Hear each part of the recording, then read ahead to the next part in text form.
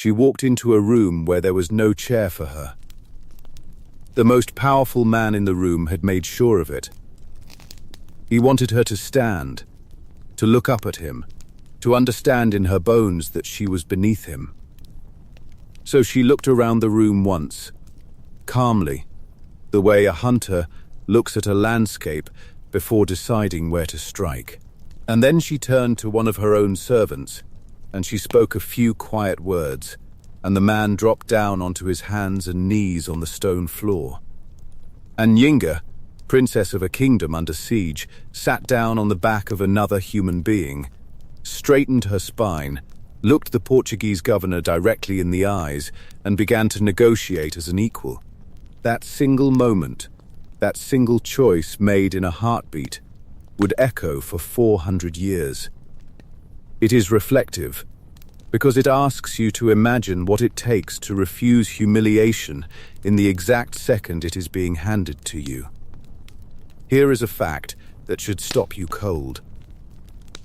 For 40 years, one woman held off the full weight of the Portuguese Empire, an empire that was, at that very moment, building the largest forced migration system the world had ever seen.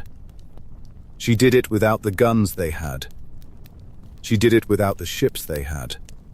She did it while being told, over and over, by her own people and by her enemies, that a woman could not rule, could not lead an army, could not sit on a throne meant for kings. And she did it anyway, for 4 decades, until she died undefeated in her own palace at the age of 80.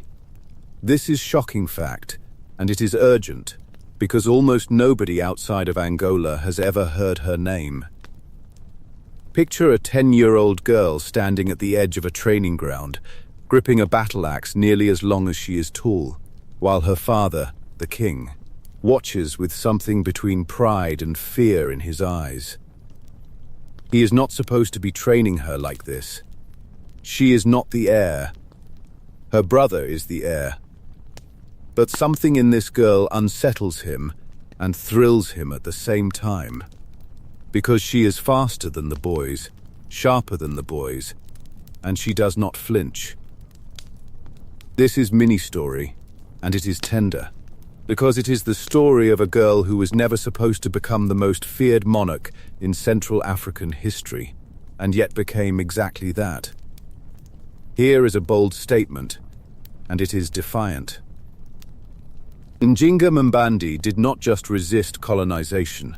She built an entire kingdom out of the wreckage that colonization left behind, and she filled it with the very people the slave traders wanted most. Runaway slaves, deserting soldiers, the broken and the discarded. She turned them into an army that made European empires lose sleep. And here is one more thing. Quieter, more painful, and it is vulnerable. In tone, sorrowful. Her own brother, the king, once had her sterilized out of fear that her sons might one day take his throne. He took from her the one thing she could never take back, and instead of breaking her, it forged something in her that no Portuguese sword or Portuguese treaty could ever undo. This is the full story of Njinga Mbandi, the queen who looked an empire in the eye and refused to blink. Before we go further, comment down below where in the world you're watching this from. And while you're there, subscribe to the channel, because there are more untold stories like this one waiting for you. To understand why this woman became who she became, you have to understand the world she was born into, because it was a world already on fire, and the fire had a name, and the name was the transatlantic slave trade. In the year 1483, Portuguese ships appeared off the coast of Central Africa for the first time, sliding along the mouth of the Congo River like something out of a nightmare nobody in that region had ever dreamed. At first, contact with the Kingdom of Congo was almost cordial, full of gifts and diplomacy and mutual curiosity. But curiosity curdled quickly into appetite. By the time the 16th century was rolling toward its end, the Portuguese had turned their attention south, toward a smaller, fiercely independent kingdom called Ndongo, ruled by a line of kings who carried the title Angola. It is from that word, Angola, that the entire modern nation of Angola eventually took its name. Ndongo sat in the highlands east of a coastal settlement the Portuguese would soon build and call Luanda, in the valley carved between two rivers, the Kwanza and the Lukala, in a landscape of red earth and grassland and forest that had sustained the Mbundu people for centuries before any European ship ever appeared on the horizon. Before any of this violence arrived, Ndongo was already a functioning, organized world of its own, with its own courts, its own laws, and its own networks of tribute and trade stretching across the highlands. Villages clustered around chiefs called sobas, who in turn owed loyalty to the Angola, the king, at the center of it all. Ironworkers hammered out tools and weapons. Farmers coaxed millet and sorghum from the red soil. Traders carried salt and copper and cloth along paths worn smooth by centuries of footsteps. It was not a paradise, and it was not without its own internal rivalries, the way no human society anywhere on earth has ever been free of conflict.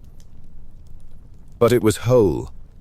It had its own rhythm, its own logic, its own sense of what a good life looked like. Long before anyone across the ocean decided that this land and these people existed primarily to be extracted and sold.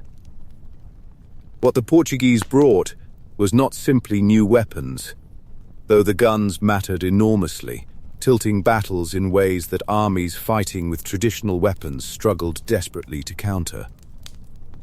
What the Portuguese brought was a new logic entirely, an economic machine in which human beings themselves became the primary export, more valuable, in the eyes of the traders running the system, than gold or ivory or anything else the land could offer. Sugar plantations in Brazil needed endless replacements for the enslaved workers who were dying at horrifying rates under the brutal conditions imposed on them. And Central Africa, from the perspective of the men running that system back in Lisbon, became simply a supply route, a place to be mined for people the way another region might be mined for silver. In 1575, the Portuguese planted a permanent settlement at Luanda. What began as a trading post grew, year by year, into something far more dangerous. It grew into a machine designed for one purpose: to pull human beings out of the interior of Africa and pour them onto ships bound for Brazil, where sugar plantations were devouring lives at a rate that horrified even some of the people running the plantations. Between 1617 and 1621 alone, in just 4 years, Portuguese forces and their allies captured more than 55,000 Mbundu people and funneled them into slavery. 55,000. Sit with that number for a moment. That is not a statistic from a textbook. That is 55,000 mothers, fathers, sons, daughters, ripped from the only world they had ever known. In the space of time it takes a child to go from a toddler to a 5th grader. Imagine a village at dawn, smoke curling up from cooking fires, children chasing each other between the huts before the heat of the day sets in. And then imagine that same village by midday, empty, silent. Its people marched away in chains toward the coast, toward ships, toward a future none of them had chosen, and none of them could have imagined. That scene, in some form, played out again and again across the highlands of Ndongo throughout Njinga's childhood and young adulthood. It was not a distant, abstract horror happening somewhere else. It was happening to her own people, in her own kingdom, while her own family sat on a throne that was steadily losing the power to stop it. Every diplomatic decision Njinga would later make, every alliance she forged, every war she chose to fight, has to be understood against the backdrop of that daily, grinding reality. She was not simply defending a throne. She was fighting, year after year, to slow a machine that was actively consuming her people. Into this collapsing world, sometime around the year 1583, a girl was born to King Ngola Kiluanji, ruler of Ndongo, and his second wife, a woman named Kangela. And here is where the story already begins to reveal what kind of world Njinga would grow up navigating. Because her mother was not the king's principal wife. She was what the records call a slave wife, a woman of lower status within the royal household. And that single fact would follow Njinga for the rest of her life. Because in the eyes of many of her own people, it meant she could never be fully legitimate, never fully entitled to the throne, no matter what she accomplished. According to the traditions passed down through the Mbundu people, the birth itself was difficult, dangerous, the kind of birth that today would terrify any delivery room. The umbilical cord had wrapped itself around the baby's neck. In the Kimbundu language, the verb for that twisting motion is kujinga, and so they named her Njinga. It was not simply a name. Among the Mbundu, a child born under such circumstances was believed to carry something within them, some spiritual weight, some sign that they were destined to become proud, powerful, unusual. A wise woman is said to have looked at the infant and told her mother that this child would one day become a queen. Nobody in that room could have imagined just how true those words would become, or how much blood, diplomacy, exile and war stood between that prophecy and its fulfillment. Njinga had two sisters, Kambu and Fungi, girls who would later become known to history by their baptismal names, Barbara and Grace, and who would stay bound to Njinga's fate for the rest of their lives, through captivity, through loyalty, through tragedy. She also had a brother, Mbandi, the heir apparent, the boy destined by birth order and by the rules of Mbundu succession to inherit the throne their father sat upon. Because Njinga was not seen as a threat to that succession, something unusual happened. Her father, rather than sidelining her the way daughters of kings were so often sidelined, drew her close. He let her sit beside him during court sessions, an extraordinary privilege for a girl in that world, allowing her to absorb the rhythms of governance, the way disputes were settled, the way alliances were built and broken, the way power actually moved through a kingdom rather than how it appeared to move on the surface. And more than that, he let her train. He let her learn the battle axe, the traditional weapon of Ndongo's warriors, and by every account that survives, she was extraordinary at it. She displayed, the old records say, considerable physical prowess, considerable aptitude, the kind of raw natural ability that makes veteran warriors go quiet and watchful when they see it in someone still young. Think about what that actually means for a moment. This was not a princess playing dress-up with a ceremonial weapon for a festival. This was a girl being trained the way a future commander is trained, learning to read terrain, to understand the discipline of a battle line, to absorb the political education that would let her sit across from foreign governors decades later and outmaneuver them without raising her voice. Her father was, whether he fully understood it or not, building a weapon. He was building a mind that would one day hold an empire at bay. Try to picture an ordinary afternoon in that royal household. The heat pressing down over the highlands, dust rising from the training ground as young warriors practiced their footwork, the low murmur of court business drifting from the open-sided halls where disputes between sobers were being settled. And somewhere in the middle of it, a girl who was supposed to be watching from the edges instead, standing in the thick of it, axe in hand, sweat on her brow, absorbing lessons that most princesses of her era, in any kingdom on any continent, were never permitted to learn. She would have watched her father weigh the words of nervous petitioners, watched him decide when to be generous and when to be immovable, watched the careful choreography of gift-giving and alliance-building that held a kingdom together long before any war ever needed to be fought. Every one of those quiet afternoons was, without either of them fully realizing it at the time, an apprenticeship for a throne nobody expected her to sit on. There is something worth naming honestly here, something almost painfully human. Njinga's position at her father's side existed only because the people around the throne did not yet see her as a threat. She was tolerated into brilliance. She was allowed to become extraordinary, precisely because nobody thought her extraordinariness would ever matter. It is one of the strange recurring patterns in history.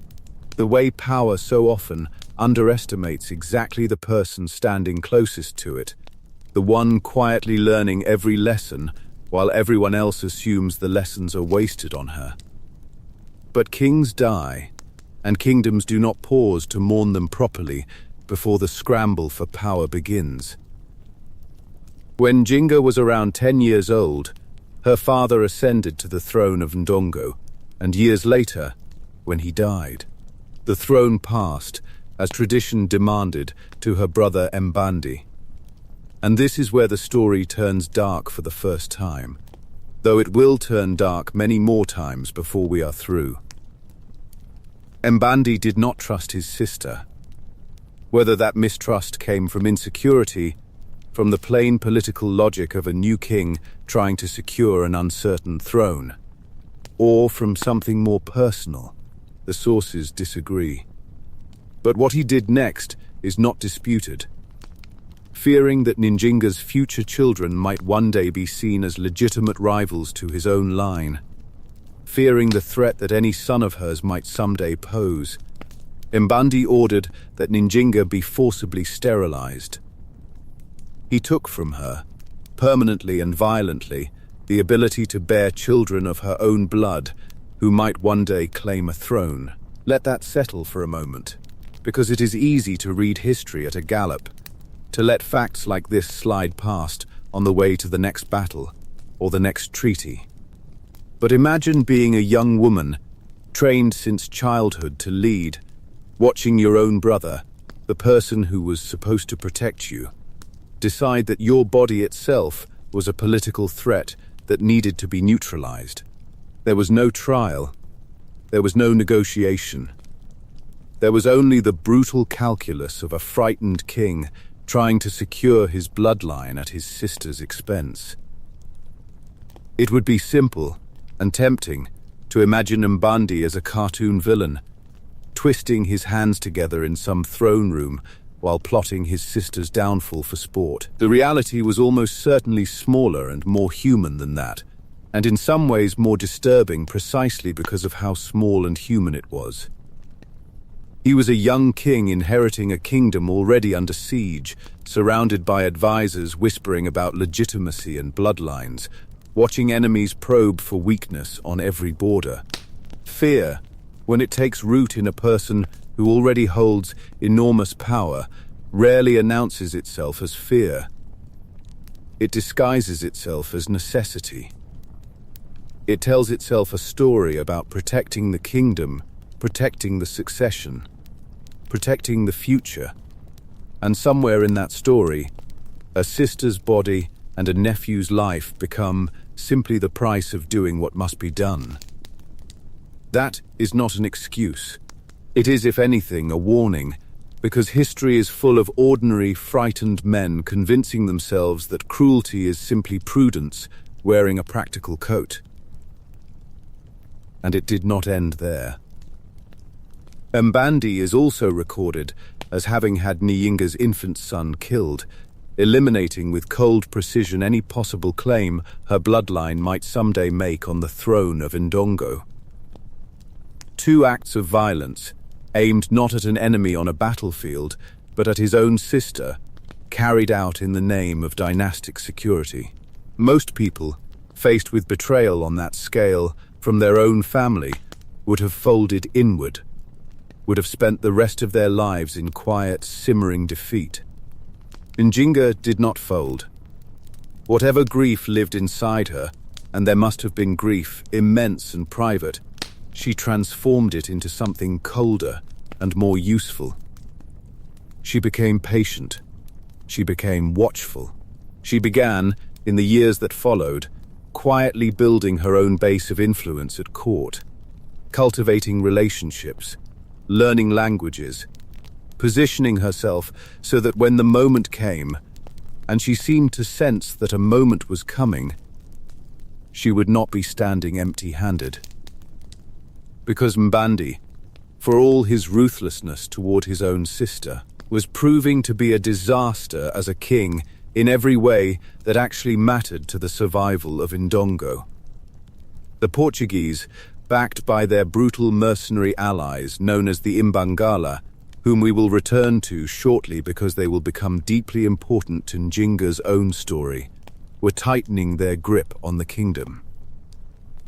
Between 1619 and 1621, Portuguese-led forces, under a governor named Luís Mendes de Vasconcelos, launched a series of devastating campaigns into Ndongo's heartland, aided by Imbangala warbands, whose reputation for savagery had already spread across the region like a plague warning.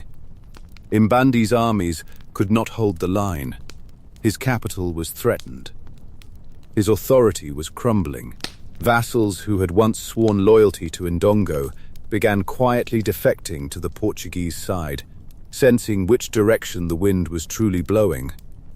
By 1621, Mbandi faced a crisis he did not know how to solve through force, because force was failing him on every front. So he did something that must have cost him enormously in pride, if not in strategic sense. He turned to the sister he had wronged, the sister he had ordered sterilized, the sister whose son he had ordered killed, and he asked her to become his emissary. He sent her to Luanda to negotiate, on his behalf, with the very empire that was strangling his kingdom. It is worth pausing here to notice the strange, almost unbearable irony of that decision.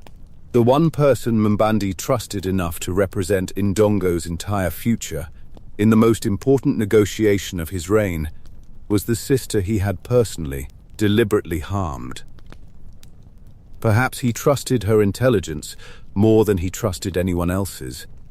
Perhaps he understood, on some level, that she was simply the most capable person available to him, family grievances or not.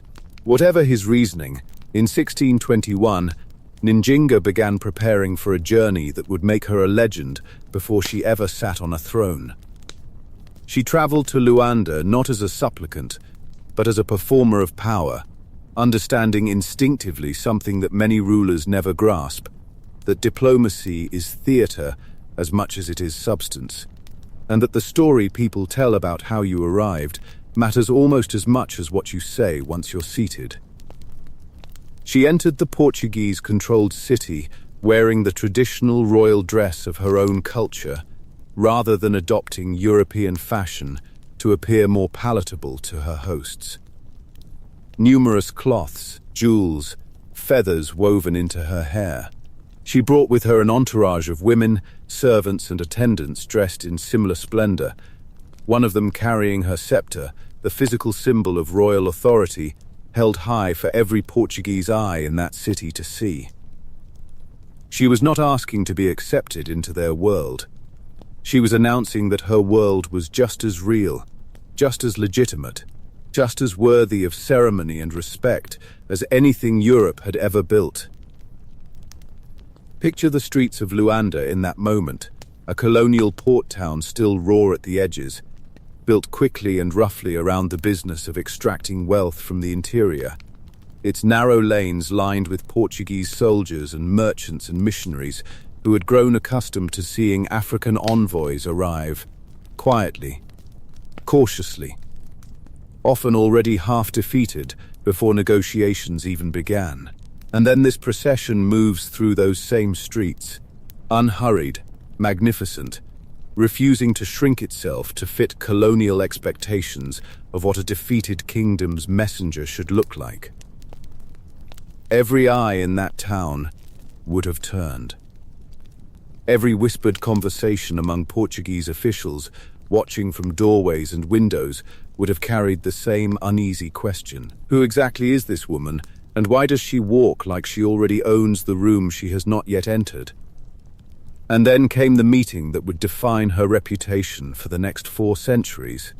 In 1622, Njinga entered the reception hall of the Portuguese governor, Duque Correia de Sousa, to begin negotiations meant to end the brutal cycle of war between Ndongo and the colonial power, squeezing it from every direction. What waited for her inside that hall was a deliberate, calculated insult, the kind of small cruelty that colonial powers across history have always understood how to deploy. There was exactly 1 chair in the room, and it belonged to the governor. For Njinga, there was nothing. Colonial protocol at the time demanded that African rulers acknowledge Portuguese supremacy by standing in front of seated officials, like petitioners, like subordinates, like people who had already lost before the conversation even began. Some accounts describe a mat placed on the floor for her instead of a chair, which in Mbundu custom was a seat appropriate only for someone of distinctly lower status.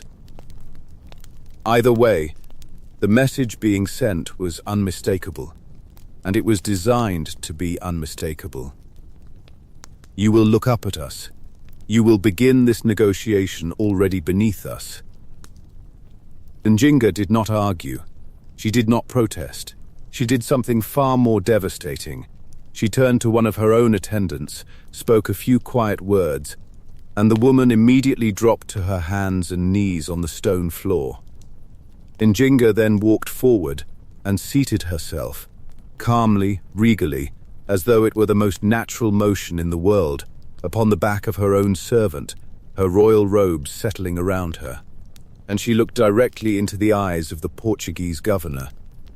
She had transformed an intended humiliation into an assertion of absolute sovereignty in the space of about 10 seconds, using nothing but her own composure and the loyalty of the people around her.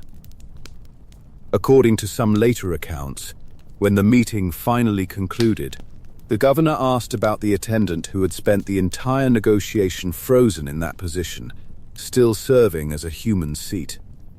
Njinga is said to have replied that the woman would remain exactly where she was, because it was beneath the dignity of a queen to ever sit in the same chair twice. Whether that specific exchange happened word for word the way later writers recorded it, or whether it grew a little in the retelling the way legends often do, the core of the story is confirmed across multiple sources, Portuguese and African alike.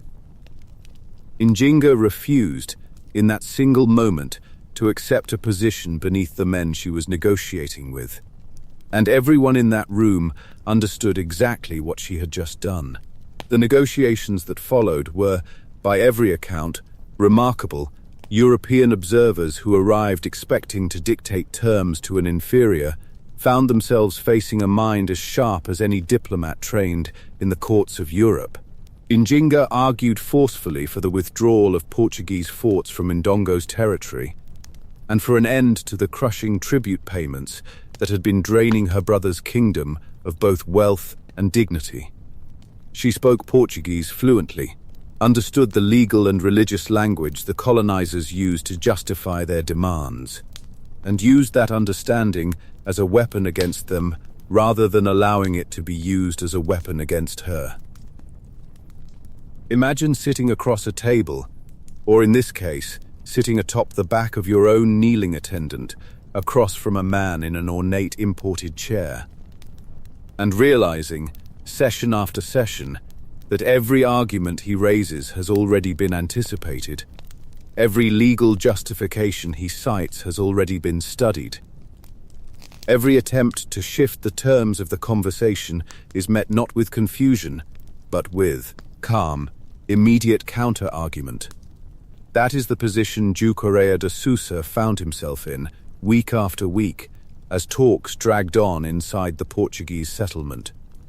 Reports from the period describe the Portuguese delegates as genuinely stunned by her self-assurance, by the precision of her memory for treaty details, by her refusal to be rattled by delays, threats, or flattery. She did not simply survive that room.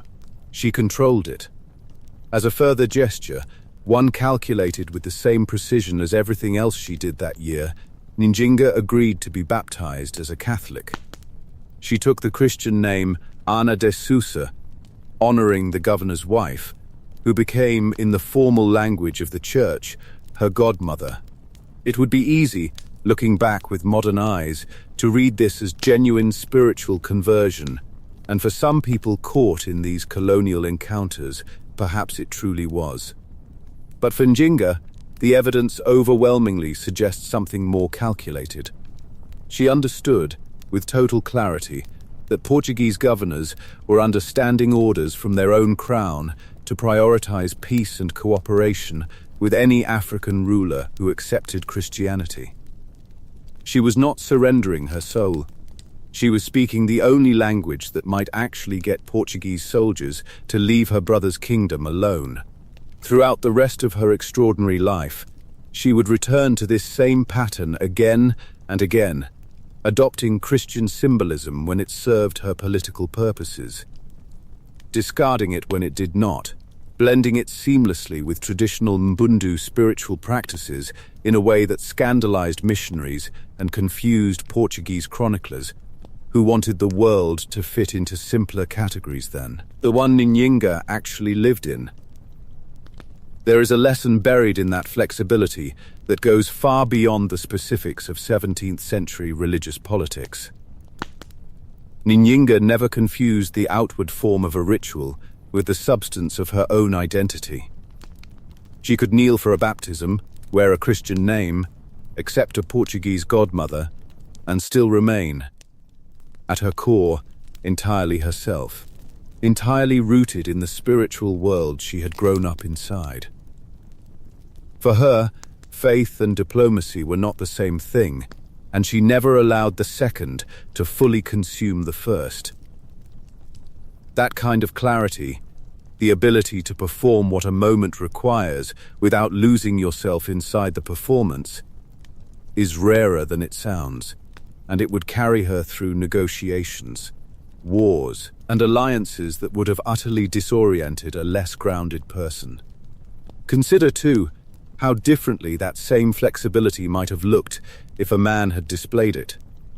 History has an uncomfortable habit of calling this exact quality pragmatism or statecraft when exercised by kings, while reaching for words like manipulation or inconsistency when the same tool is used by a queen. Njinga's ability to move between religious and political identities as circumstances demanded deserves to be read on its own terms, as the same kind of adaptive intelligence that has always separated rulers who survive from rulers who do not, regardless of what century or continent they happen to rule in. By the time she left Luanda, Njinga had secured a peace treaty on terms that stunned Portuguese officials who had expected an easy negotiation with a desperate cornered kingdom.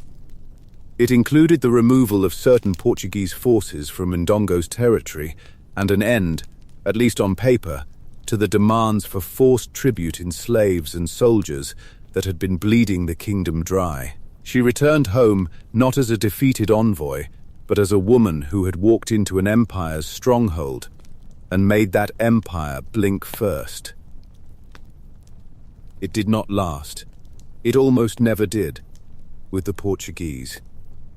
Within roughly 2 years, colonial forces had violated nearly every meaningful provision of the treaty Njinga had negotiated. Slave raids resumed. Portuguese soldiers continued occupying Ndongo territory in direct defiance of the agreement. The peace that Njinga had fought so hard to secure dissolved like morning mist over the Kwanza River, and Mbandi's kingdom found itself right back in the grinding, desperate war it had been fighting before she ever set foot in Luanda. There is a particular kind of exhaustion that comes from winning something honestly, through skill and nerve and sheer force of will, only to watch the other side simply ignore what was agreed the moment it becomes inconvenient for them. Njinga had not failed as a negotiator. She had out-argued, out-maneuvered, and outperformed every Portuguese official in that room. The treaty failed because the men who signed it back in Lisbon and Luanda never intended to be bound by promises made to an African kingdom in the first place. It is a pattern that would repeat itself across the history of colonization on every continent. Treaties offered as gestures of goodwill and then discarded the instant the balance of power shifted even slightly. And Njinga, still in her 30s, was learning this lesson in the most painful way possible, watching her brother's kingdom collapse anyway, despite everything she had achieved on his behalf. Mbandi, watching the peace he had gambled everything on evaporate, seemed to unravel along with it.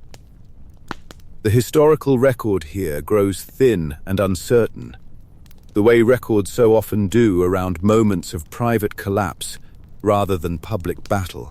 What is clear is that a king who had already shown himself willing to mutilate his own sister to protect his throne now found himself unable to protect that throne from anyone at all, foreign or domestic.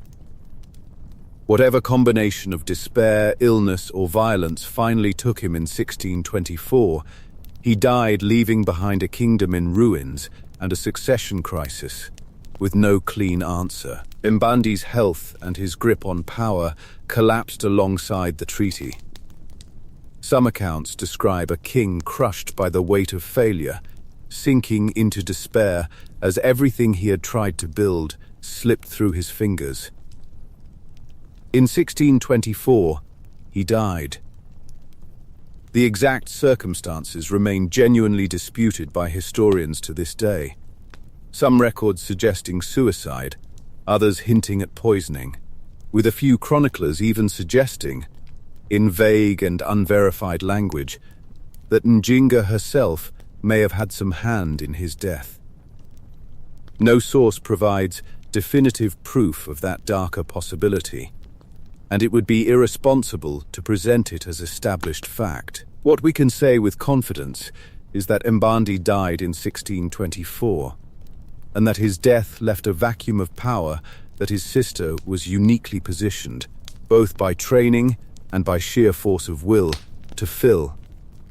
Mbandi left behind a young son, and by the traditional rules that governed Ndongo's succession, Njinga initially stepped forward as regent for that child, a caretaker of the throne, rather than its rightful occupant. But regencies, in the brutal politics of 17th century Central Africa, rarely stayed regencies for long, especially not when the regent in question was someone as capable, as patient, and as determined as Njinga had already proven herself to be. Under circumstances that remain murky in the surviving records, sometimes described only as mysterious, the young heir died.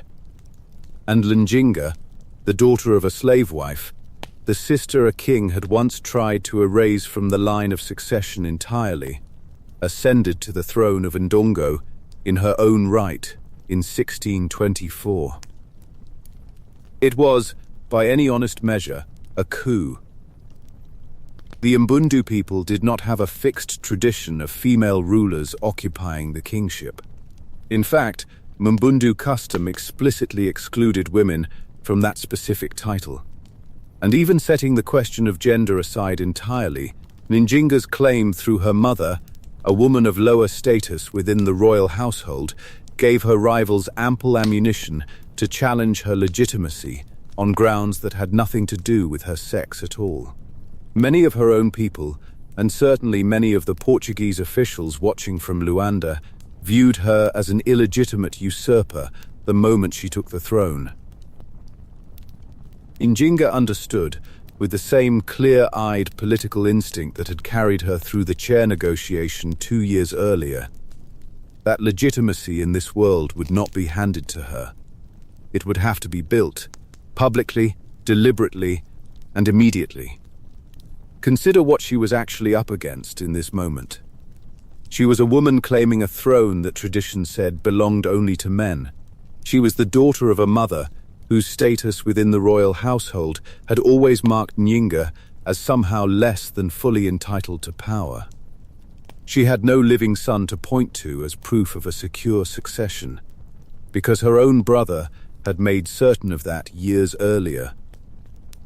Every single pillar that a new ruler in her world would normally lean on for legitimacy, gender, lineage, heirs, had been either denied to her by birth or taken from her by force. And she was expected to somehow hold together a kingdom under active military assault from the most powerful empire on the continent, using none of the traditional tools available to almost any other monarch in her position. It is difficult to overstate how narrow her margin for error truly was in those first months on the throne. One misstep, one moment of hesitation, one failure to project total, unshakable authority, and the whole fragile structure could have collapsed around her before it had even properly begun. One of her very first acts as ruler was to organize an elaborate funeral for her brother, following Mbundu tradition with meticulous, almost theatrical precision, including the ritual removal of certain bones from his body and their careful placement within a portable reliquary chest, a practice of ancestor veneration deeply rooted in Mbundu spiritual life. European chroniclers, watching from a distance, reacted with scandalized horror at what they saw as a grotesque, alien ritual, seemingly blind to the fact that their own Catholic Church had, for centuries, enshrined and venerated the bones of saints in almost identical fashion. It was not barbarism. It was Njinga speaking fluently in the spiritual language of her own people, proving to every doubter watching that she understood the traditions of Ndongo more deeply, more sincerely, than any of her critics gave her credit for. Think about the sheer emotional complexity folded into that funeral. This was a brother who had ordered her sterilized, a brother whose decisions had contributed, directly or indirectly, to the death of her infant son. And yet here she was, presiding over his burial with the full weight of tradition and reverence, honoring him as a king of her people, even as she quietly, deliberately positioned herself to take the throne he left behind. Grief and grievance are rarely as separate as we like to imagine them. Njinga's willingness to hold both at once, to honor her brother's memory publicly, while never forgetting privately what he had done to her, speaks to a kind of emotional discipline that few rulers in any era have ever managed to sustain. She was not performing forgiveness. She was performing legitimacy, and she understood the difference with a clarity that would serve her for the rest of her reign. But rituals alone would not hold back the Portuguese, and Njinga knew it. The years immediately following her ascension to the throne became a desperate, grinding struggle for survival. In 1626, seeing an opportunity to fracture Ndongo from the inside, Portuguese officials began actively supporting a rival claimant to the throne, a man they promoted as an alternative to Njinga, someone they believed would prove far more pliable to colonial demands than the fierce, unyielding queen currently occupying it. War broke out in earnest, and by 1628, after brutal fighting that steadily eroded her forces, Njinga's army had been so severely depleted that she and her remaining followers were forced into exile, fleeing the heartland of the kingdom she had fought so hard to claim. This is the point in most stories where the central figure quietly disappears from the historical record, one more African monarch swallowed by the overwhelming machinery of European colonization, remembered, if at all, as a footnote in someone else's history. This is exactly the point where Njinga instead began the most audacious transformation of her entire remarkable life. Picture what exile actually looked like for her in these years, because it was not a comfortable retreat to some quiet corner of safety while she waited for better days. It meant moving through unfamiliar territory with a shrinking band of loyal followers, uncertain of welcome from local rulers who might just as easily hand her over to the Portuguese as shelter her. It meant watching people she had commanded as queen slip away in the night, deciding that survival mattered more than loyalty to a cause that looked, by every practical measure, like a losing one. It meant her own sisters, Kambu and Fungi, becoming targets themselves, eventually captured and held by Portuguese forces as leverage. Hostages whose fate would haunt Njinga for decades afterward. This was the low point. This was the moment when almost any other person, stripped of throne, kingdom, army and family, would have quietly accepted that the story was over. Stripped of her kingdom, stripped of a conventional army, Njinga looked around at the world she actually had access to, rather than mourning the world she had lost. And she made a decision that would have been unthinkable to almost any other monarch of her era. She turned to the Imbangala. We need to understand exactly who the Imbangala were, because they are essential to everything that happens next, and because their story is genuinely disturbing in ways that deserve honest acknowledgement rather than easy sanitizing. The Imbangala were roaming warrior bands that had emerged in the highlands of Central Africa sometime in the late 16th century, and their reputation, even among people accustomed to the brutality of this era, was uniquely terrifying. They lived a militarized, deliberately mobile existence, rejecting permanent settlement entirely.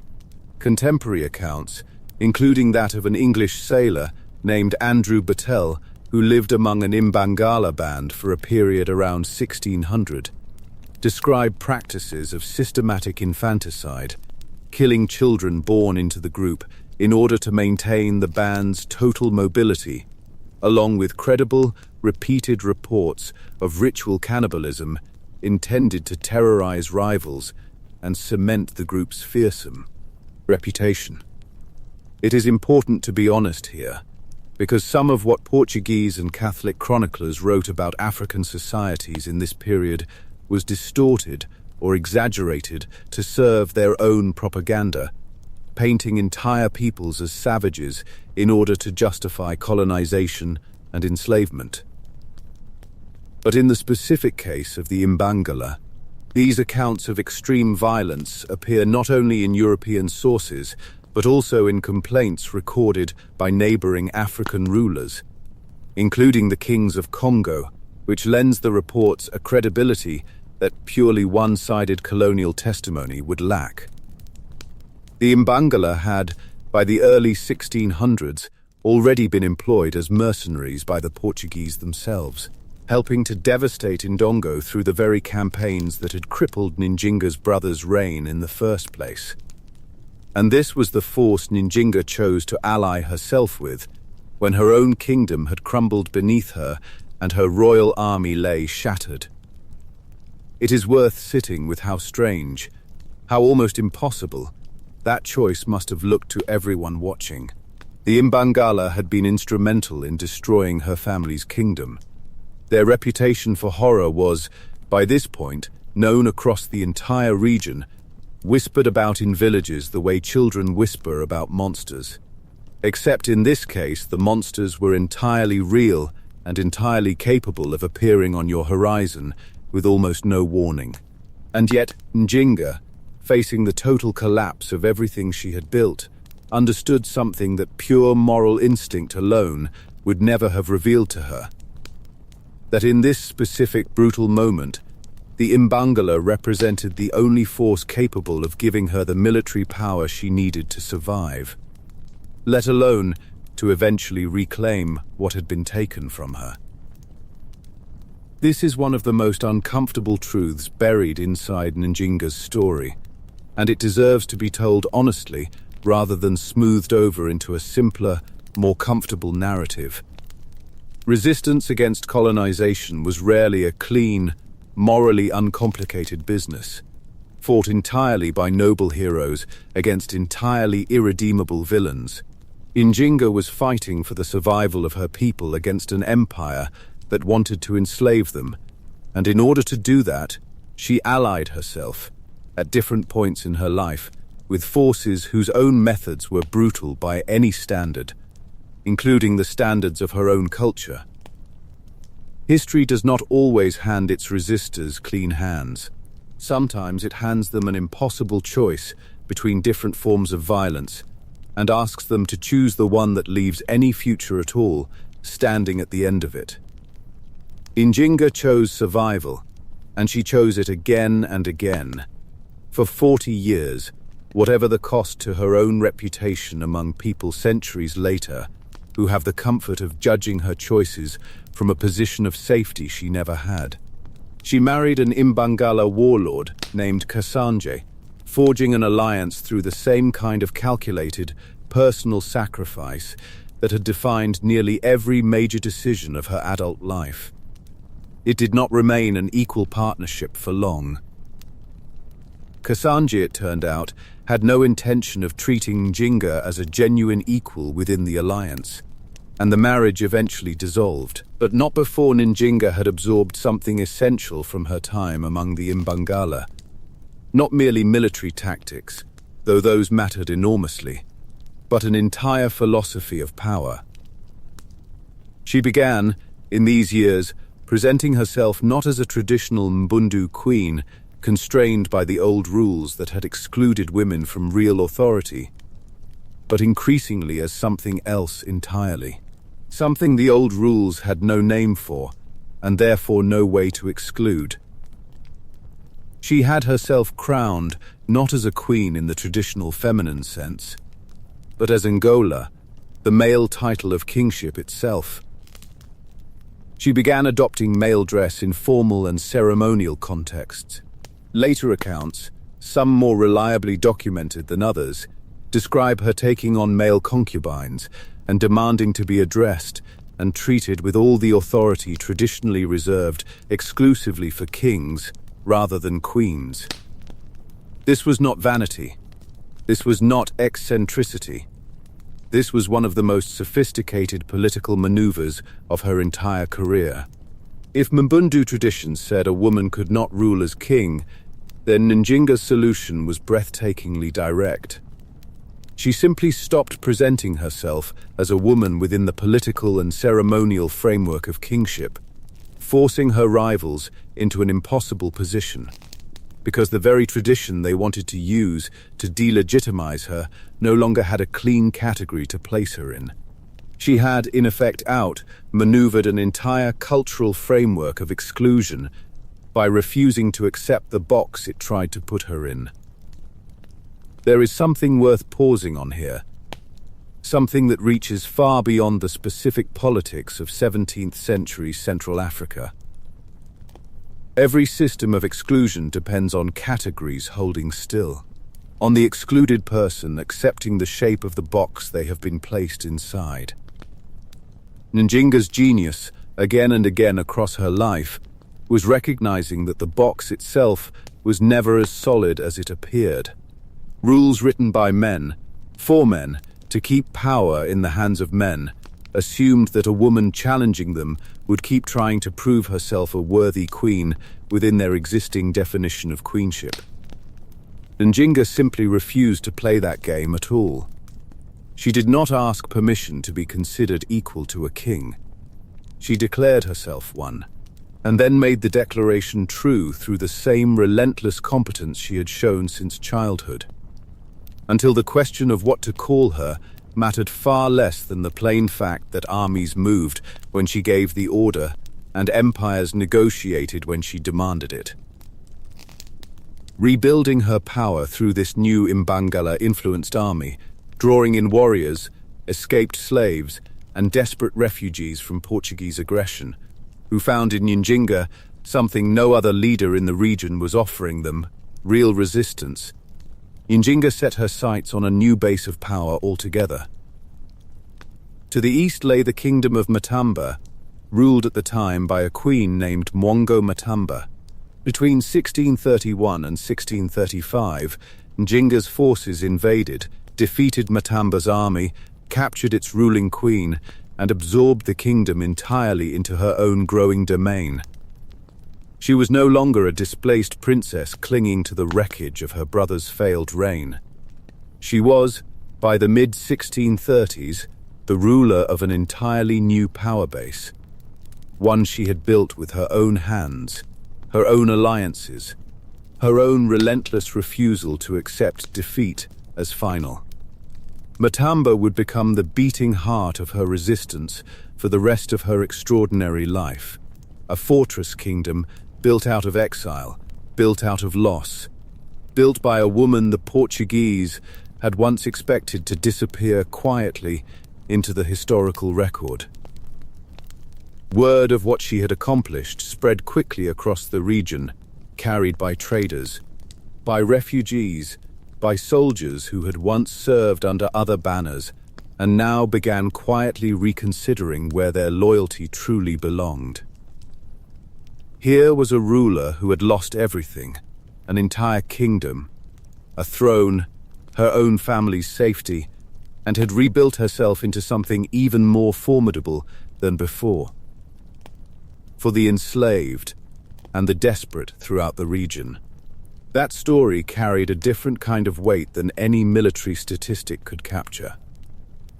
It meant that Portuguese power, which had always presented itself as inevitable, as an unstoppable tide sweeping across Central Africa, was not actually inevitable at all. It could be resisted. It could be outlasted. It could, under the right leadership, even be pushed back. By the time she settled into her new capital in Matamba, Njinga was no longer simply the exiled sister of a failed king. She had become, in the span of little more than a decade, something the Portuguese had never fully planned for and never fully knew how to contain. A monarch who had absorbed every blow they threw at her: sterilization, betrayal, exile, the loss of her army and her homeland, and had converted every single one of those blows into fuel for the next chapter of her resistance. The kingdom she had lost as Ndongo would remain, for the rest of her life, an unfinished piece of business, a wound she never stopped working to heal. But the kingdom she had built with her own hands in Matamba was proof of something the Portuguese had underestimated from the very first moment they refused to give her a chair. She could not be erased. She could only be fought, again and again, for as long as she drew breath. She did not disappear, not even close. What came next would draw in Dutch admirals and Portuguese governors, would involve sieges and betrayals, and a captive sister thrown into a river, and would ultimately force one of the most powerful empires on earth to sign a peace treaty with a woman they had once refused to give a chair to sit in. Matamba, in the years after its conquest, did not become a quiet retreat where a battered queen finally caught her breath. It became something closer to a magnet, pulling in every person across the region who had a reason to run from Portuguese Angola. And there were, by this point, a great many people with exactly that reason. Try to picture the scene of that arrival for a moment, because it deserves more than a passing mention. A caravan of survivors, mothers carrying children who had been born in flight, warriors who had watched friends die in the retreat from Ndongo, elders who remembered a different, unbroken kingdom and now faced the task of building an entirely new life in unfamiliar territory. And at the head of it all, a queen in her 40s who had already buried a son, lost a throne, and watched a marriage of political necessity dissolve. Still moving forward, still directing, still finding the strength to turn a defeated column of refugees into the founding population of a kingdom that would outlast her by a full century. There is a particular kind of leadership that only reveals itself in exactly this sort of moment, not in the triumphant charge of a winning battle, but in the quiet, unglamorous work of keeping people fed, organized, and hopeful during the longest, hardest stretch of a losing one. Njinga had that kind of leadership in abundance, and Matamba, in its earliest years, was built almost entirely on the strength of it. Runaway slaves who had somehow slipped their chains found their way to Njinga's territory and discovered, often to their astonishment, that the Queen did not send them back.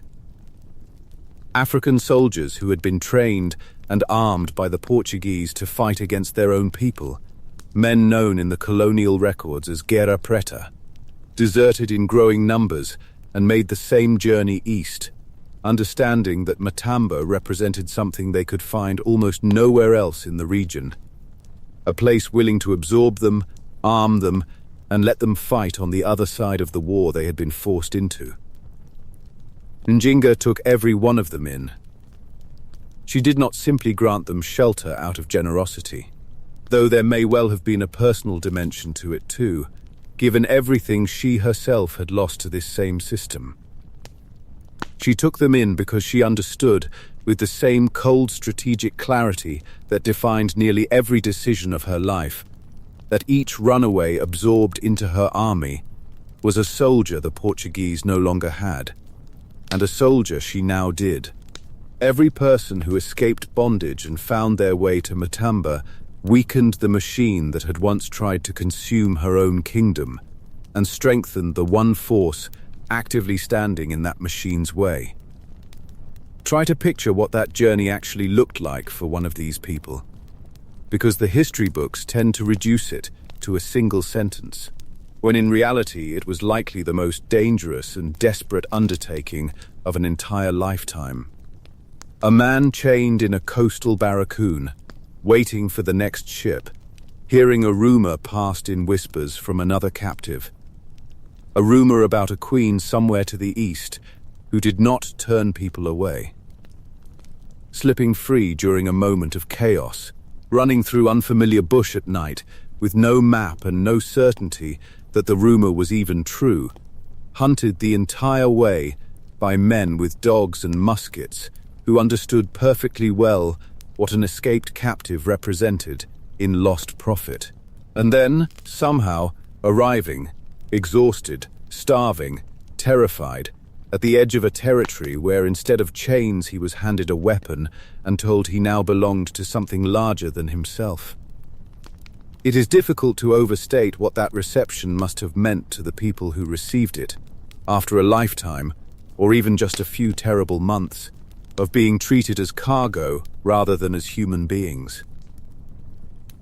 This policy had consequences that rippled far beyond the immediate military math. Villages along the trade routes leading into the interior began to hear whispered stories of a queen to the east who would not turn away the desperate. Slave caravans making the long, brutal march toward the coast sometimes lost captives who slipped away in the night, chasing rumors of a sanctuary that, for once, was not a myth. Njinga effectively took a knife and began cutting into the supply lines of the Atlantic slave trade itself, not through any single dramatic battle, but through the patient, grinding accumulation of thousands of individual acts of defiance, each one small on its own, each one adding weight to the same side of the scale. Portuguese officials in Luanda watched this happen with mounting fury, because it struck directly at the economic engine that justified their entire presence in the region. A colony that could not reliably deliver captives to the ships waiting in its harbor was a colony failing at the only job its investors back in Lisbon actually cared about. Njinga also understood that raw numbers of desperate refugees, however useful, were not by themselves an army capable of standing against Portuguese muskets and Portuguese artillery.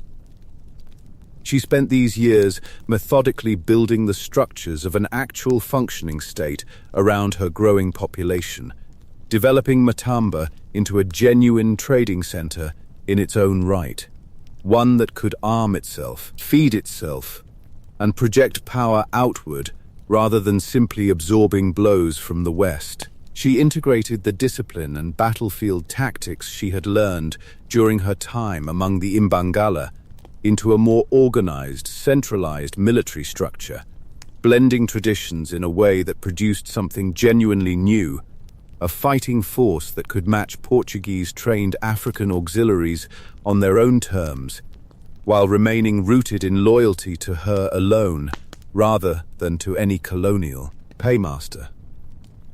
This period of quiet, unglamorous institution building rarely gets the same attention as the dramatic battles and confrontations that dominate most retellings of Njinga's life, but it may well have been the single most important work she ever did.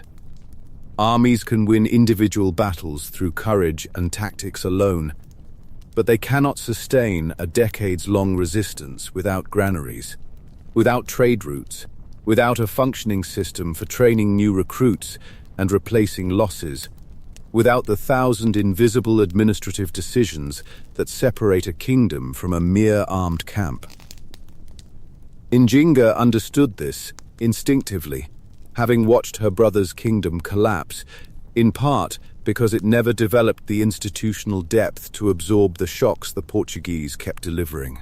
She was determined that Matamba would not repeat that same fatal weakness, and the fact that her kingdom survived, in one form or another, for a full century after her death, stands as quiet testimony to just how well she succeeded. And then, in 1641, the entire geopolitical map of the region shifted beneath everyone's feet at once. And Njinga, watching from Matamba with the same patient attentiveness she had shown her entire life, recognized the opportunity before almost anyone else did. The Dutch Republic, locked in a long global rivalry with Portugal that stretched from the spice islands of Southeast Asia to the sugar plantations of Brazil, decided to strike directly at the source of Portugal's Atlantic slave supply. A Dutch fleet under Admiral Cornelis Joel sailed for Luanda, and because Portuguese forces happened to be occupied at that exact moment with a separate campaign against the Kingdom of Congo, the city fell to the Dutch almost embarrassingly easily in August of that year. Overnight, the power that had dominated this coastline for more than 6 decades found itself expelled from its own capital, forced to retreat inland to a fortified position at a place called Masangano, clinging to the interior while a European rival now controlled the port that had once been the beating heart of their entire slave trading operation. News of this collapse would have traveled to Matamba the way important news traveled across this region in the 17th century, carried by runners moving between villages, by traders adjusting their routes overnight, by the kind of rapid word-of-mouth network that could move a story faster than any army could march. And for Njinga, sitting in the capital she had spent nearly a decade rebuilding from nothing, this news must have landed like a long-awaited exhale. The empire that had sterilized her at her own brother's order, that had violated the very first treaty she ever negotiated, that had driven her from her ancestral kingdom and forced her to rebuild her entire life among mercenaries and refugees, had just been humiliated by a European rival in the space of a single afternoon. It would have taken a far less disciplined mind than Njinga's to resist the temptation to act immediately. And act immediately she did. For Njinga, this was the opening she had been waiting for since the day Portuguese soldiers first drove her out of Ndongo. She moved quickly, sending an embassy to the new Dutch administration and proposing exactly the kind of alliance that both sides had every practical reason to want. The Dutch needed African partners on the ground, who actually knew the terrain, who commanded loyal fighting forces, and who shared their interest in seeing Portuguese power in the region permanently broken. Njinga needed weapons, and more specifically, she needed the thing Portuguese governors had always used to tilt battles decisively in their own favor: modern firearms in quantities an African kingdom could rarely produce or acquire on its own. It was, on paper, a marriage of convenience between two parties who trusted each other only as far as their interests happened to align. But for several critical years, those interests aligned closely enough to genuinely threaten everything Portugal had spent decades building in Angola. With Dutch muskets and Dutch support flowing into her forces, Njinga launched an aggressive campaign to reclaim territory that had once belonged to Ndongo, moving her base of operations north to a location called Kavanga to press the advantage as directly as possible. In 1644, her combined forces met a Portuguese army at a place called Ingoleme and won a clear, decisive victory. A battle that sent a message across the entire colony that the balance of power in Central Africa was no longer as settled as Lisbon had long assumed it to be. For 2 years, this momentum seemed to promise something close to total reversal. The Queen, who had once been driven from her own kingdom, now pushing steadily back toward it, backed by European guns and her own hard-won army of runaways, deserters, and loyalists who had followed her through every previous defeat. Then, in 1646, at that same location of Kavanga, the tide turned violently against her. Portuguese forces struck back and inflicted a serious defeat on Njinga's army, and the loss went far beyond the battlefield itself. Njinga's sister Kambu, who had remained close to her through years of war and exile, was captured in the aftermath. And in a blow that must have felt almost unbearably personal, Portuguese soldiers also seized Njinga's private archives during the chaos of the retreat. Documents that revealed the full extent of her secret alliance with the Kingdom of Congo against Portugal. Among those captured papers were letters showing that her other sister, held prisoner in Luanda for years by this point, had been secretly corresponding with Njinga the entire time, smuggling out information about Portuguese military plans at tremendous personal risk. When this betrayal came to light, Portuguese authorities responded with a cruelty that still reads as almost unbearable centuries later. They drowned Njinga's sister in the Kwanza River. It is worth sitting in that moment for longer than a single sentence usually allows, because it is easy for history, moving quickly from battle to treaty to battle again, to let a detail like this pass by too fast. Somewhere on the banks of a river that had watched over Njinga's entire life, watched her train as a girl, watched her flee as an exiled queen, watched her rebuild an army out of nothing, Portuguese soldiers took her own sister, a woman who had risked everything to help her from behind enemy lines, and killed her as punishment for that loyalty. Njinga received this news the way she seemed to receive every catastrophe life handed her, with grief that had nowhere safe to go except into the next campaign, the next negotiation, the next act of resistance. There is no record of her collapsing under this loss. There is only the record of what she did next, which was keep fighting, because stopping was never a door that seemed to genuinely exist for her. There is a particular cruelty in the specific method the Portuguese chose, drowning rather than any of the other means of execution available to them in that era. Water, in Mbundu's spiritual tradition, and in so many belief systems across the region, carried significance that would not have been lost on Njinga or on anyone else who heard how her sister had died.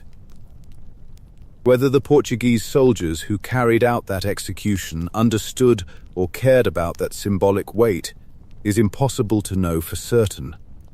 But the choice reads, across the centuries, as something more than simple pragmatism. It reads as a message, deliberately cruel, deliberately public, aimed not just at silencing one woman's espionage, but at wounding her sister in the deepest, most personal way available.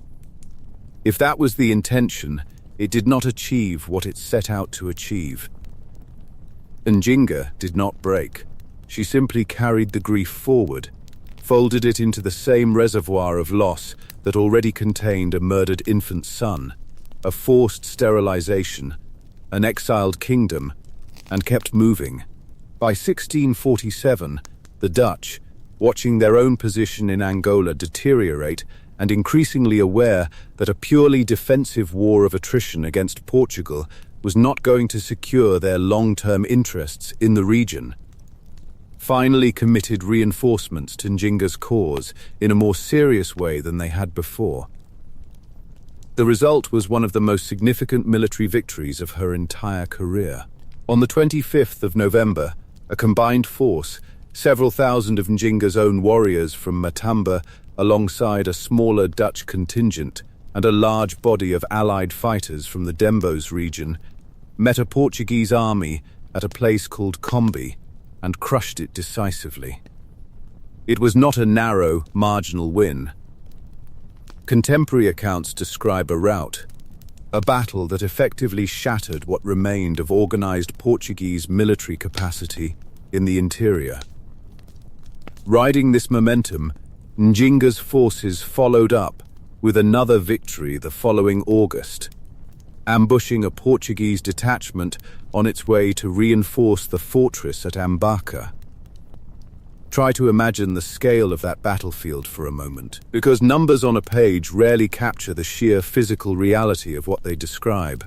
Thousands of warriors converging from multiple directions, drums signaling movement across distances too great for a single voice to carry.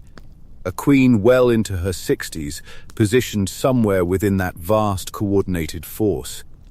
Having spent decades learning exactly how to read the ebb and flow of combat on this specific terrain, in this specific climate, against this specific enemy.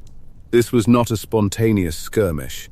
It was the culmination of everything Njinga had built since the day she fled Ndongo with a shattered army. Every alliance carefully cultivated, every refugee absorbed and trained, every lesson learned from decades of smaller defeats, all of it converging in a single overwhelming demonstration of exactly how far she had come from the woman who once had to flee into exile with nothing. For a brief, extraordinary window, it genuinely looked as though Portuguese colonial power in Angola might simply collapse entirely. Njinga's combined forces laid siege to three of the last remaining Portuguese strongholds in the region at once: the fortresses of Ambaca, Masangano, and Muxima, the very last pillars holding up more than 70 years of colonial presence in Central Africa. The Portuguese garrison defending these positions numbered only a few hundred men, badly supplied, increasingly desperate, cut off from reinforcement, and facing a coalition of African and Dutch forces that outnumbered them many times over. Picture the psychological weight of that moment for the men trapped inside those walls, watching supplies dwindle, watching the noose tighten, knowing that the empire back in Lisbon that was supposed to protect them was, at that exact moment, distracted by its own struggle to reclaim independence from Spain, and simply did not have the ships or the soldiers to spare for a colony that increasingly looked like a lost cause. But history rarely allows a single decisive moment to settle anything permanently, and this story is no exception. In August of 1648, a Portuguese fleet of 11 ships and roughly 1,100 men appeared off the coast of Luanda, commanded by a formidable Brazilian-born governor named Salvador Correia de S. Benavides. The fleet had been organized and funded largely by Portuguese landowners in Brazil, men whose sugar plantations depended entirely on the steady supply of enslaved labor that had been cut off by the loss of Luanda, and who had grown desperate enough to fund their own reconquest of a colony that the crown back in Lisbon, still exhausted from its recent war of independence against Spain, had been unable to properly defend. It is a grim and telling detail that the force which ultimately reversed Njinga's greatest gains was funded not primarily by royal treasury, but by the private financial desperation of plantation owners who simply could not survive without a resumed supply of captive human labor. The economics of slavery, in this single moment, quite literally purchased an army. There is something almost unbearably instructive in that fact, something worth sitting with a little longer than a single sentence allows. Njinga's entire campaign against Portugal was never simply a war between two governments or two crowns. It was, underneath everything else, a war against an economic system so profitable, so deeply entrenched in the financial lifeblood of an entire transatlantic empire, that even when the responsible government temporarily lacked the resources to defend it, private wealth stepped in to fund the defense instead. The men who financed Dias's expedition were not soldiers of the Portuguese crown acting out of patriotic duty. They were plantation owners protecting their own balance sheets, and their willingness to spend enormous sums doing so tells you everything about how central the slave trade truly was to the entire structure Njinga had spent her life fighting. Dias's fleet arrived to find Luanda held by a Dutch garrison of around 1,200 troops, and in a swift, brutal campaign he besieged and retook the city, restoring it to Portuguese control after exactly 7 years in Dutch hands. A separate Dutch relief force that attempted to march to the garrison's aid, accompanied by warriors loyal to Njinga, was intercepted and defeated as well. Almost overnight, the entire foundation of Njinga's northern campaign, built on Dutch weapons and Dutch naval support, simply evaporated. With Luanda back in Portuguese hands and Dutch interest in continuing an expensive, difficult war in Angola rapidly draining away, Njinga found herself forced to lift her sieges of Ambaca, Masangano, and Muxima, and withdraw her exhausted forces back to the safety of Matamba. It would have been entirely reasonable, at this point, for Njinga to consider the war fundamentally lost. She had come as close as any African ruler in this era ever would to breaking Portuguese power in Central Africa entirely, only to watch that possibility slip away because of events happening on the other side of the Atlantic Ocean. Decisions made in Lisbon and Rio de Janeiro that had nothing to do with anything happening on her own battlefields. She was, by this point, well into her 60s, an age at which most rulers in any era, anywhere in the world, would have long since retreated from the direct exercise of military command. And yet the record shows, again and again through these years, a woman still personally leading troops, still riding into contested territory, still refusing to treat her own advancing age as a reason to step back from the fight she had been waging for over 2 decades. There is a particular kind of resilience that only reveals itself after the second or third catastrophic setback.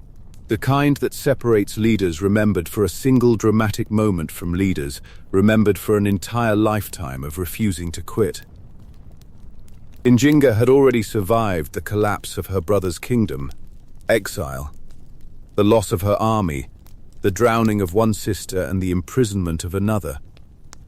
And now, in her 7th decade of life, she survived the collapse of her greatest military triumph as well, watching an alliance she had built with patient care evaporate because of a naval battle fought thousands of miles away in a war she had no part in starting.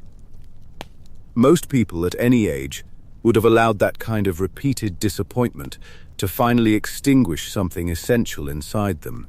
Njinga simply adjusted, withdrew, regrouped, and kept going. Because by this point in her life, adjusting and regrouping were not choices she was making so much as reflexes she had spent decades building. The years immediately following the Portuguese recapture of Luanda were bitter ones. DS moved efficiently to consolidate Portuguese control, bringing wavering local rulers back under colonial authority and signing peace agreements with several of Njinga's former allies, including the same Imbangala leader Kasanje she had once married and then broken from decades earlier. Notably, DS refused to extend the same peace to Njinga herself, at least not on the terms she demanded, because Njinga's central condition for any settlement was the return of her sister Kambu, still held captive in Luanda since her capture in 1646. For years, this single demand stalled any lasting resolution between them. Njinga unwilling to accept a peace that left her sister in chains. The Portuguese equally unwilling to surrender what they clearly understood to be valuable leverage over a queen who had proven, time and again, that she could not be defeated through force alone. Through the early 1650s, low-level conflict continued to simmer, campaigns and counter-campaigns along the rivers and highlands that had defined this entire generation of warfare. But something was shifting in the deeper currents of the situation.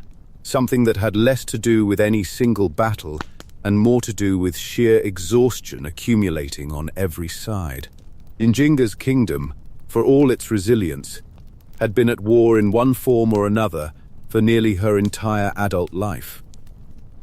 Her people had suffered decades of displacement, of harvests disrupted by campaigns, of a population perpetually mobilized for a conflict that showed no sign of producing a final, decisive victory for either side. She was aging. Her most trusted allies from earlier decades were dying or drifting away. And she had begun, with the same clear strategic vision that had defined every major turn of her life, to think seriously about what would happen to Matamba and to her people after she herself was gone. This is, in many ways, the most underappreciated dimension of Njinga's entire story, because it is easy to remember her only as a warrior, the woman on the human chair, the queen who led armies against empires, and to forget that she was also, throughout these final decades, a genuinely sophisticated stateswoman thinking many years ahead of her own mortality. She did not have a living son. The bloodline she might have passed her throne to directly had been severed decades earlier by her own brother's cruelty. Without a clear, secure line of succession, everything she had built risked dissolving into exactly the kind of chaotic power struggle that had nearly destroyed Ndongo when her own brother died. She began to understand, sometime in the mid-1650s, that lasting peace with Portugal, however painful the concessions required to achieve it, might actually be the only path capable of securing a stable future for the people she had spent her entire life protecting. Think about the sheer psychological pivot that decision required. This was a woman who had defined herself, for the better part of 30 years, in direct opposition to Portuguese power, who had refused peace for over a decade specifically because it would have meant abandoning a captured sister, who had allied with mercenary warbands and Dutch admirals and anyone else willing to help her resist the empire that had tried to erase her entirely. And now, in her 70s, she had to weigh that lifetime of resistance against a colder, harder question, one that every aging leader eventually has to face in some form. What happens to everything I built after I am no longer here to defend it? Pride alone could have kept her fighting until the day she died, and in some ways it would have been the easier, more emotionally satisfying choice, staying loyal to the fight rather than negotiating with the empire that had cost her so much. Instead, she chose the harder path, the one that required swallowing decades of justified fury in service of a future she herself would likely never live to see fully realized. In 1656, after years of stalled negotiations, something finally began to shift. The Catholic Church formally readmitted Njinga back into communion, a significant symbolic step given how many years had passed since her earlier, more strategic embrace and rejection of Christian identity. In 1657, weary from a struggle that had by then stretched across more than 3 decades, Njinga and Portuguese officials finally reached a comprehensive peace agreement. Under its terms, she formally converted to Catholicism once again, this time in a manner that appears, by the account of missionaries who lived alongside her afterward, to have grown into something closer to genuine devotion, however entangled it remained with political calculation. She agreed to accept Portuguese merchants and missionaries into her territory, to deliver an annual quota of captives as tribute in a bitter, painful concession to the very trade she had spent her life disrupting, and to formally disband the remaining Imbangala warrior bands operating under her banner, the same fierce mercenary tradition that had once given her the military foundation to survive her darkest years. In exchange, Portugal formally recognized her authority over Matamba and the portions of Ndongo she still controlled, ceded additional territory to her, and, crucially, finally agreed to return her long-captive sister Kambu. It is worth naming honestly just how bitter a pill that tribute clause must have been for her to swallow.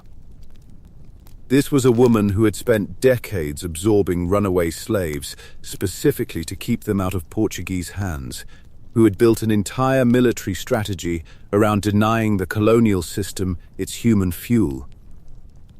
Agreeing, in her final major treaty, to deliver captives as tribute represented a real and painful compromise of everything she had spent her life resisting, a concession extracted from her not by moral persuasion, but by simple, grinding exhaustion after more than 30 years of war. History rarely permits its resistors a clean, uncomplicated victory. And Njinga's story is no exception. Even in triumph, even in finally securing peace on terms that recognized her sovereignty, she was forced to bend on the very principle that had defined so much of her resistance. That contradiction does not diminish what she accomplished. If anything, it makes the accomplishment more honest, more human, more real than the simplified legend sometimes allows. That reunion, after more than a decade of separation, of letters smuggled at mortal risk, of one sister already drowned for the crime of loyalty, must have carried an emotional weight that no treaty document could ever fully capture.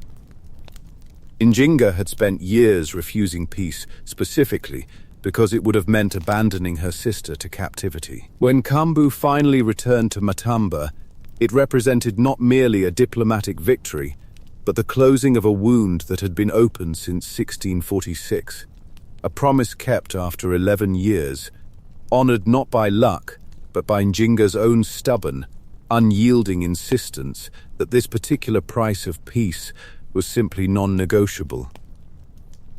The final years of Njinga's life, roughly from 1657 until her death, reveal a ruler turning her formidable energy toward an entirely different kind of work than the warfare that had consumed most of her reign. She focused on rebuilding a kingdom that had been genuinely devastated by more than 30 years of near-continuous conflict, land left unfarmed during campaign seasons, populations displaced and scattered, trade networks disrupted by decades of instability. She welcomed Capuchin missionaries into her court, and by most surviving accounts treated them with real warmth and genuine intellectual engagement, sitting for long interviews in which she recounted the events of her extraordinary life. Interviews that would later become some of the most valuable surviving sources historians have for reconstructing her story at all. She promoted the building of churches. She worked to reform the legal and administrative structures of her combined kingdom, strengthening the machinery of governance that would need to function without her once she was gone. There is something quietly moving about picturing those interviews. An elderly queen sitting with a Capuchin priest, likely through an interpreter or in the Portuguese she had learned decades earlier as a young envoy, describing a life that had already, by that point, passed into something closer to legend, even among her own contemporaries. She would have spoken of a childhood training with a battle axe under her father's watchful eye, of a brother's cruelty, of a room with only one chair, of exile and mercenaries, and a kingdom built from nothing in the wilderness of Matamba, of a sister drowned in a river, and another sister finally returned after 11 years apart. Whatever the missionary recording those words believed about her soul, whatever judgments he carried about her earlier religious flexibility or her decades of warfare, he was in that room, in the presence of someone who had lived through more upheaval, more loss, and more triumph than almost anyone else alive on that continent at that moment.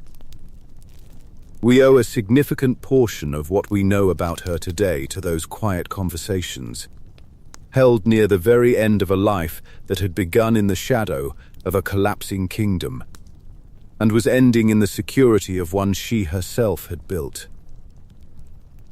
And she worked, with characteristic determination, on the question of succession, the same question that had haunted her since the day her brother had taken from her the ability to answer it through simple biology. Lacking a son of her own body, she turned her attention to securing the throne for her sister's line instead, working to arrange marriages and alliances that would keep power within a family structure loyal to the legacy she had built, rather than allowing it to fall to rival factions, particularly the Imbangala forces associated with a man known as Njinga Mbandi, whose growing influence within her own court represented, in her final years, one of the last serious internal threats to everything she had spent her life constructing. She inserted careful provisions into her treaty with Portugal, specifically designed to bind the colonial power to support her chosen successors, understanding, even at the very end, that Portuguese cooperation, however bitterly it had been extracted over the decades, remained one of the few tools still available to her for protecting her people's future after her own death. There is a particular irony worth noticing in that final strategic maneuver, an irony Njinga herself, with her sharp political mind, would almost certainly have recognized. The empire she had spent 40 years resisting had, by the very end of her life, become one of the instruments she relied on to secure her own legacy. This was not surrender. It was the same clear-eyed pragmatism that had defined every major decision of her life, from the baptism she accepted as a young envoy to the Imbangala alliance she forged in her darkest hour of exile. Power, for Njinga, was never about ideological purity. It was about using whatever tool the moment placed within reach, however uncomfortable that tool might be, in service of the people and the legacy she was ultimately trying to protect. Njinga Mbandi himself would go on to rule Matamba for a period after her death. A reminder that even her most careful planning could not fully control what happened once she was no longer there to enforce it. But the broader structure she built, the precedent of female rule, the institutional depth of the kingdom itself, proved sturdy enough to outlast even that particular complication. Even in these final years, age did not fully soften her.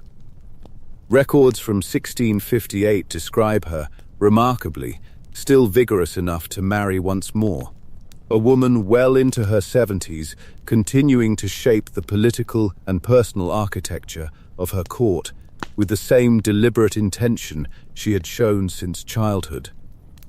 There is something almost defiant in that single fact.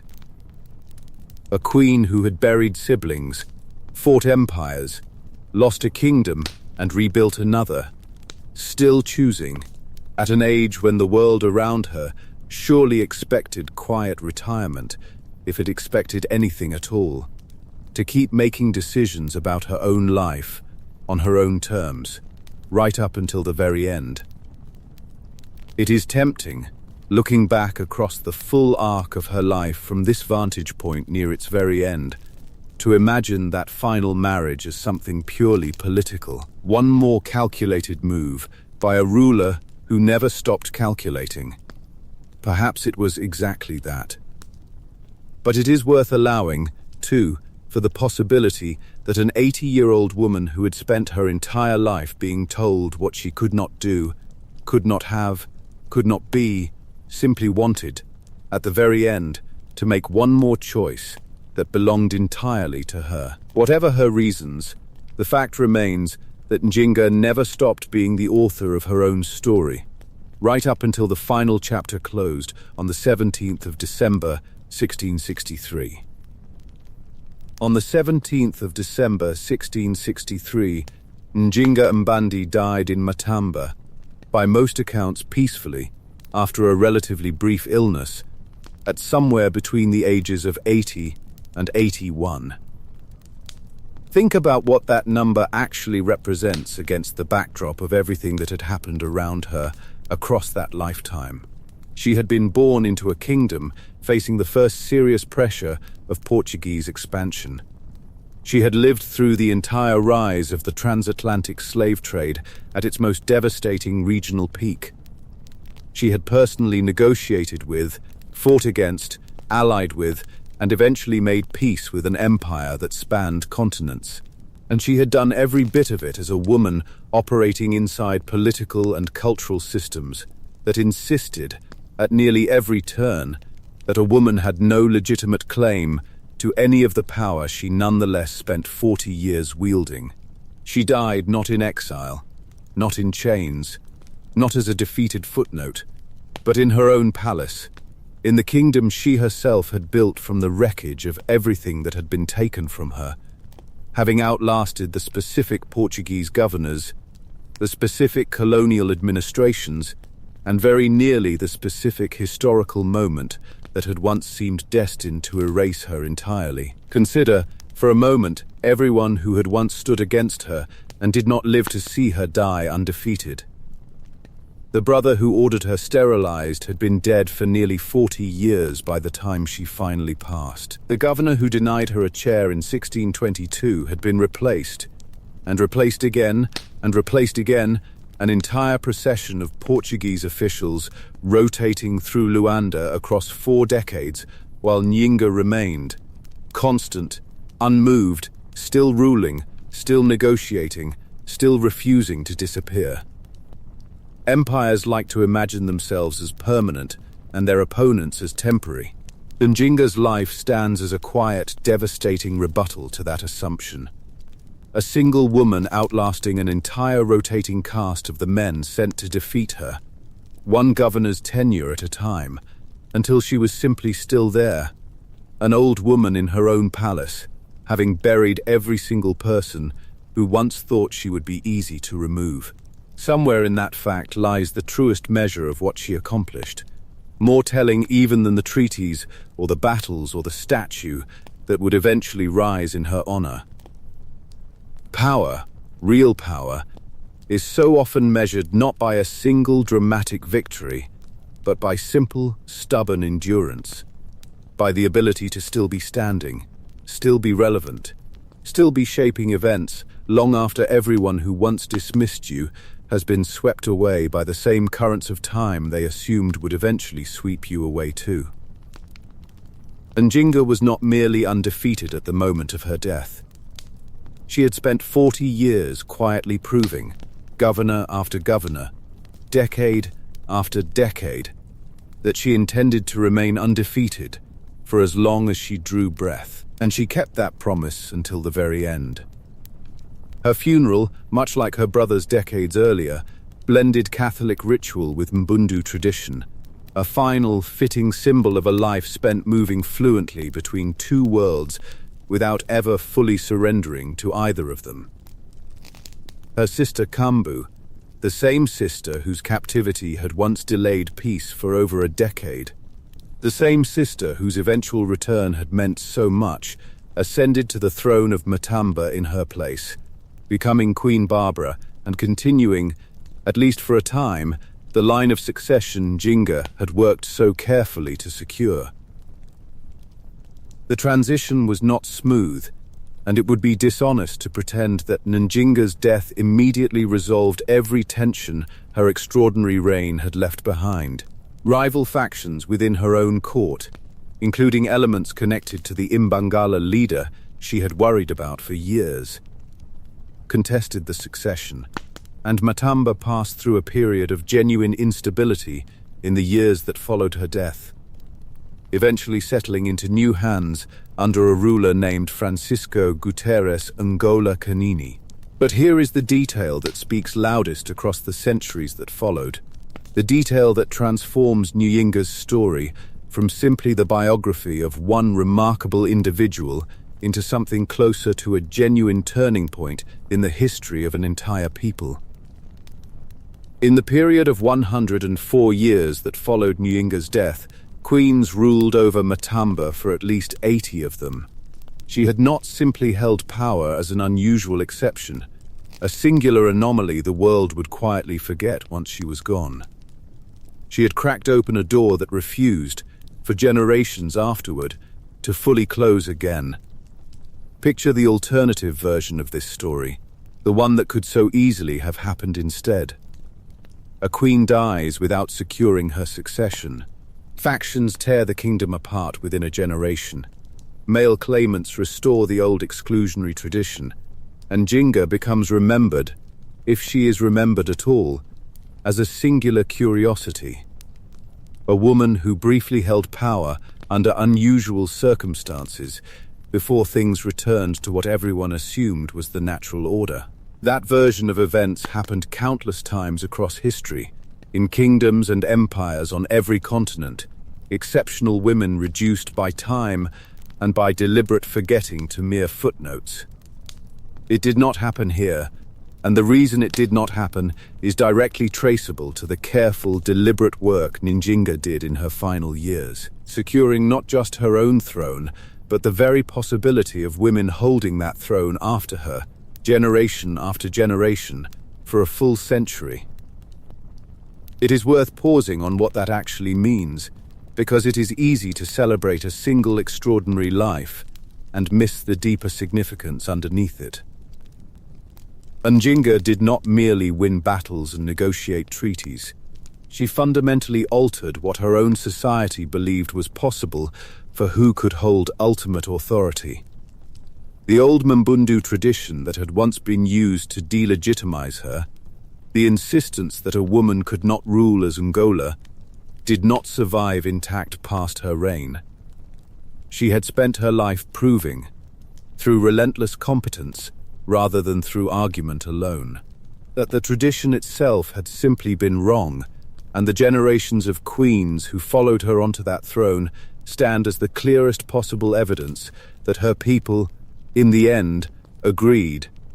There is a particular kind of legacy that does not announce itself through statues or street names, though Njinga would eventually receive both. It is the quieter legacy of a door propped open long after the person who first forced it open has left the room. Every young woman born into the ruling families of Matamba in the decades after Njinga's death grew up in a world where the question of whether a woman could hold supreme authority had already, in practice, been answered. Nobody had to relitigate that argument from scratch with each new generation, because Njinga had already spent 40 years settling it through sheer demonstrated capability. That is a rarer and more durable kind of victory than any single battle, however dramatic, could ever provide. Today, more than 3.5 centuries after her death, Njinga occupies a place in Angolan national memory that few historical figures anywhere in the world ever achieve. A major street in the capital city of Luanda, the very city where she once sat upon a kneeling servant rather than accept humiliation, carries her name. A statue of her stands in the square of Kinexikshi, unveiled in 2002 to mark the 27th anniversary of Angolan independence. A bronze monument to a woman who had spent her entire life fighting against foreign domination centuries before the word Angola even referred to an independent nation rather than a Portuguese colony. Angolan women continue, to this day, to be married near that statue. A quiet, living tradition that links ordinary personal happiness to the memory of a queen who refused, in every circumstance life handed her, to be diminished. There is something quietly beautiful about that particular tradition. Brides gathering near the image of a woman whose own life contained so much loss, so much sacrifice, so much grief folded into duty. It would be easy to assume that a monument to a warrior queen might feel distant from something as intimate as a wedding day, and yet the connection makes a kind of deep sense the longer you sit with it. Njinga's entire story, at its core, was about a woman insisting on dignity in circumstances explicitly designed to deny it to her. Perhaps that is exactly the blessing a bride standing at the foot of her statue is quietly asking for, the same fierce, unshakable dignity carried into whatever comes next, the same refusal to let anyone else decide what she deserves. During Angola's long and brutal war of independence in the 20th century, and through the decades of civil conflict that followed it, Njinga's image was embraced as a powerful symbol of resistance. Invoked by movements fighting for a free Angola centuries after she herself had fought against a different, earlier form of the same colonial power. She has been the subject of academic studies, novels, poems, films, and in recent years, of a widely watched Netflix documentary series that introduced her story to millions of viewers who had likely never encountered her name before. The Central Bank of Angola has issued currency bearing her image. Scholars continue, even now, to debate the precise details of her life, working from the same layered, sometimes contradictory record of Portuguese chronicles, Catholic missionary accounts, and Mbundu oral tradition that we have drawn from throughout this telling. Each source carrying its own biases, its own blind spots, its own reasons to shade the truth in one direction or another. It is worth acknowledging, honestly, that Njinga's legacy has never been entirely simple or uncontested, even within Angola itself. Some later historians and commentators have pointed to her own participation in the slave trade, however tactically motivated, as a genuine complication in any story that wants to present her purely as a liberator. Others have debated the reliability of the more sensational details attached to her legend over the centuries. The harem stories, the more extreme accounts of ritual violence, separating what can be verified through multiple independent sources from what may have grown in the retelling across 400 years of storytellers, each shaping her image to fit their own purposes. A responsible telling of her story has to hold both things at once: the genuine, historically verified brilliance of her resistance against colonial power, and the genuine, historically verified moral complexity of the methods she sometimes used to sustain that resistance. She was not a simple hero in a children's story. She was a real person, operating in one of the most brutal periods in human history, making impossible choices with the tools actually available to her, and the honesty of her legacy depends on remembering that complexity rather than smoothing it away. But underneath all of the scholarly debate, underneath every contested detail of dates and battles, and the exact wording of long-vanished conversations, one fact remains stubbornly, unmistakably clear. A woman born into a kingdom already under siege, denied a stable claim to power by both her gender and her birth, stripped by her own brother of the ability to secure her line through the traditional means available to any other ruler, exiled from her homeland, watching her sister drowned in a river for the crime of loyalty, still managed to build, defend, and pass on a kingdom that outlasted every single Portuguese governor who ever crossed her path. She did it through diplomacy sharp enough to out-argue trained European negotiators. She did it through alliances complicated enough to unsettle any simple story of heroes and villains. She did it through a willingness, again and again, across 4 decades, to absorb catastrophic loss and transform it into the fuel for whatever came next. There will never be another life exactly like hers, born into that exact collision of empires and rivers and ambition, but there is something in the shape of it that reaches far beyond 17th century Angola. Something that speaks to anyone who has ever been told, by family or by tradition or by the plain unfairness of circumstance, that the position they wanted was simply not meant for someone like them. Njinga did not spend her life arguing with that verdict. She spent her life making it obsolete, one negotiation, one battle, one impossible decision at a time, until the tradition that had once excluded her quietly gave way to 80 years of queens who followed in her footsteps without anyone needing to ask permission first.